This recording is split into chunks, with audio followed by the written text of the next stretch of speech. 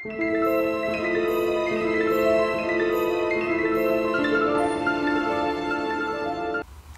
YouTubies, Jason here with another review.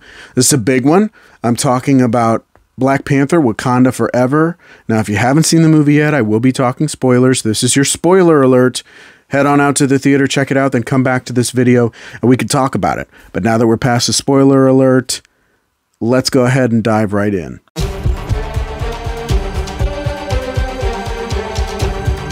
I want to start by saying I really enjoyed this movie as a tribute to Chadwick Boseman. It's powerful, it's striking, although it does fall apart in places in terms of the further MCU world building. So we're going to go ahead and get into some of that right now. Now, the performances in this movie are amazing. Angela Bassett and Letitia Wright are particular standouts. Tenoch Huerta is very effective as Namor in his introduction into the MCU.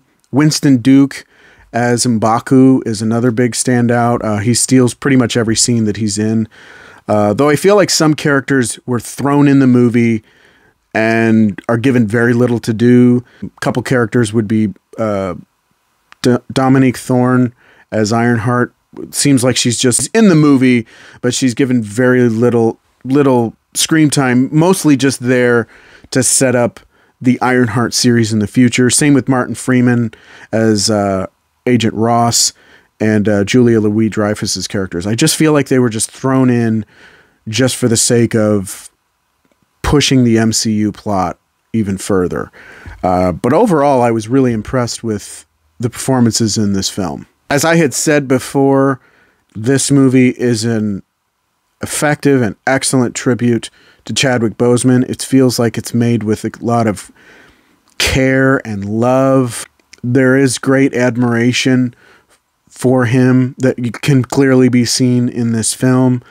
I actually got a little choked up in a few places, but I do feel like when they did their MCU thing, it starts to wander a little bit.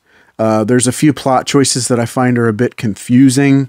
One of the big issues is, even though the UN conflict with Wakanda is used to bring in Talokan, after that the UN is kind of pushed to the side.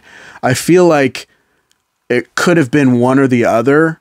Now, I understand the idea of making Talokan kind of an adversary to Wakanda just because of how closely linked they are and how similar their cultures are. But I just feel as though if they would have just picked one or the other between the UN and Talokan, they could have streamlined the movie a bit more. All that being said, I do really think this was a pretty solid entry in the MCU. I'm going to say it's the best MCU film since Spider-Man No Way Home.